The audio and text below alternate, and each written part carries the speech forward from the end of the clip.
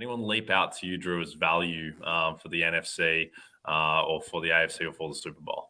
So it's going to be tough. It always is. It's tough to divorce yourself from what you just saw when you have two teams play that well offensively. And then you think about, well, next year, it's like every year after the Super Bowl is over, I feel like in the afterglow, you're like, well, yeah, these two teams are just going to run it back. Like that's probably how this goes.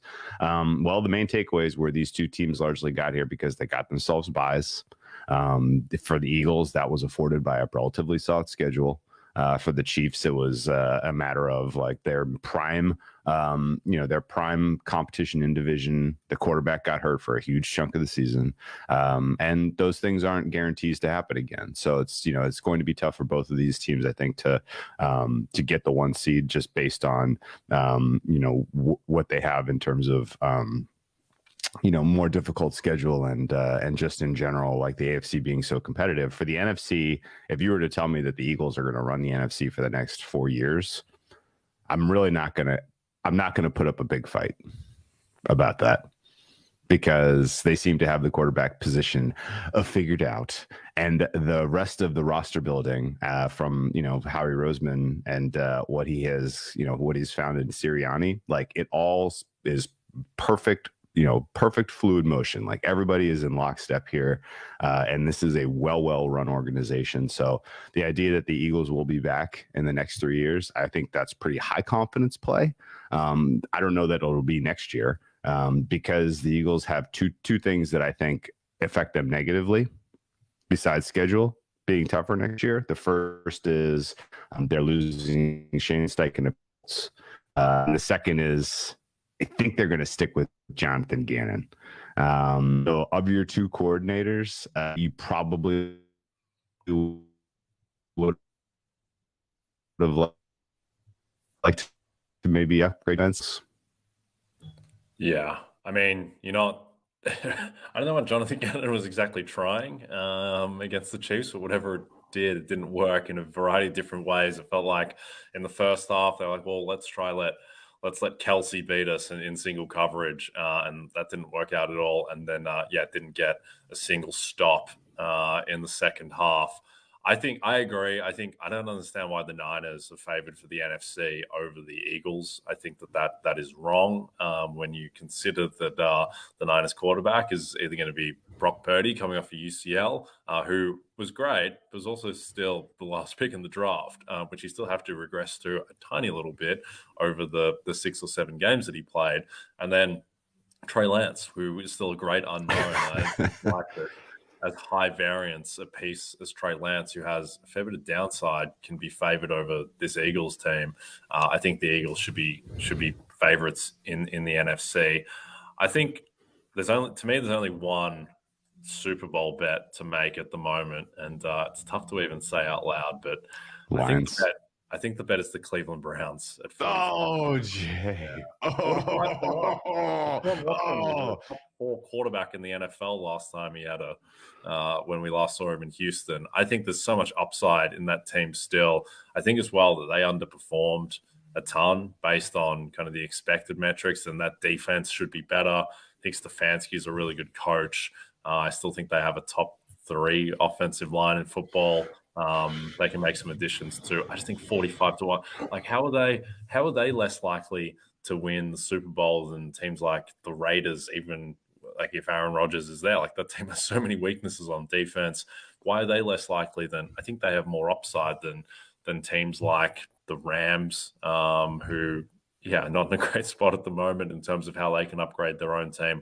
So I think Cleveland 45-1, which is a bet that's not fun to make. But when you look at non-quarterback, that team is absolutely stacked, and that quarterback has upside to be a Super Bowl winning quarterback, which we've seen. So you're out on the Browns.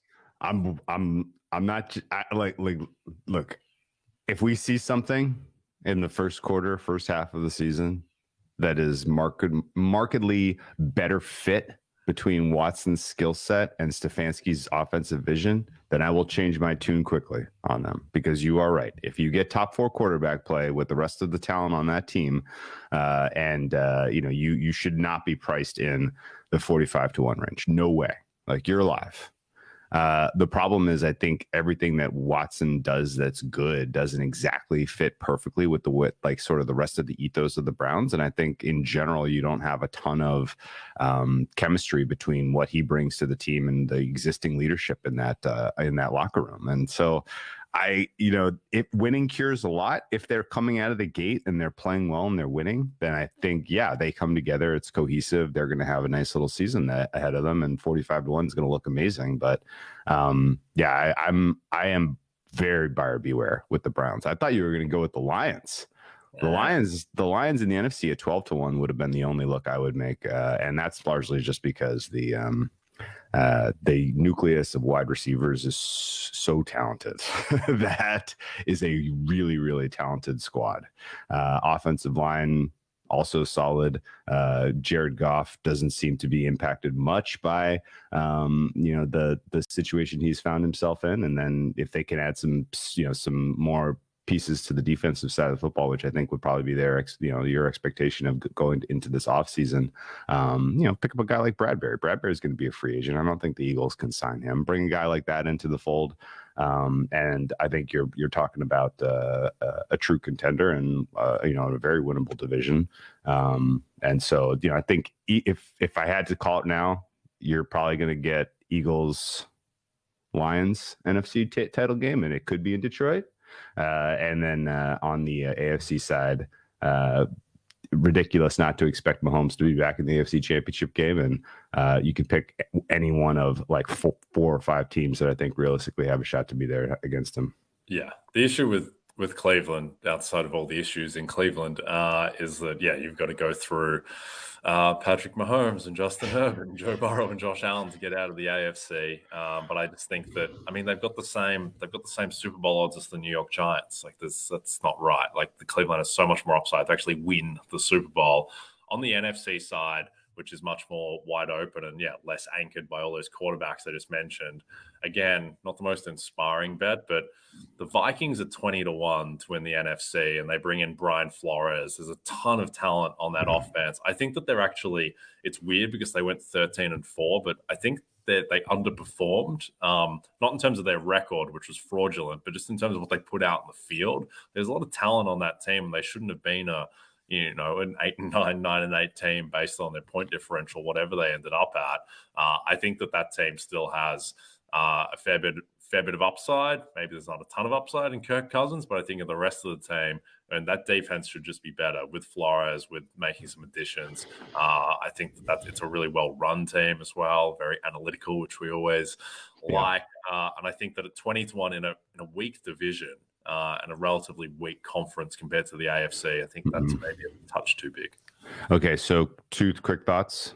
I agree with your sentiment. Like, talk about a franchise. I absolutely love the direction that they're going. Flores, I thought, was a tremendously good hire.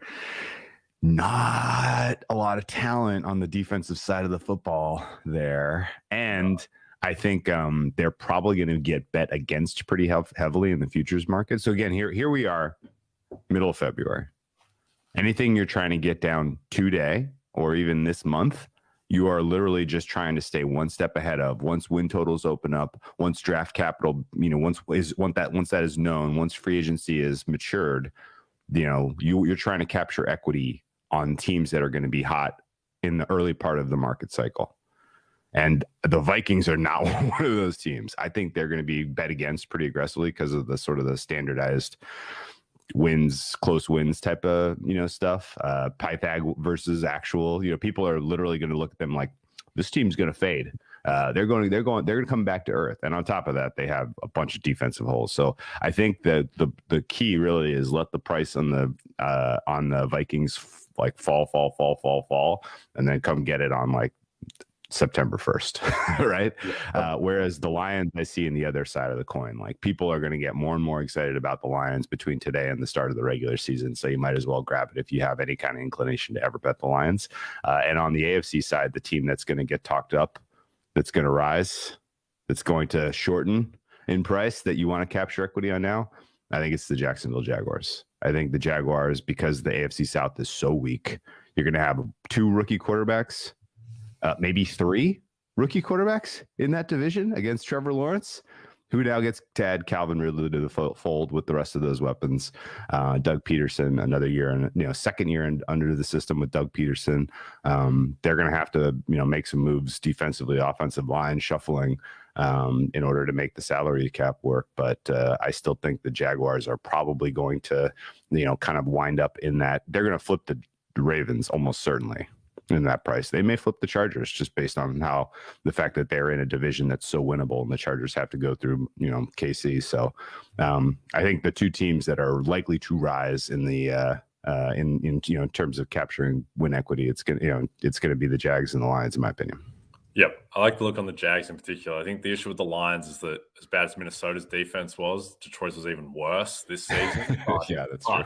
Detroit had youth. Detroit had youth on that defense in a way that Minnesota don't to the same extent. So there's upside down. I like the look on the Jags just because Trevor Lawrence is a generational prospect who's going into year 3 and he has, the upside to be, if he next year did what like Joe Burrow did this year, I don't think that would absolutely shock anyone. He's got that upside.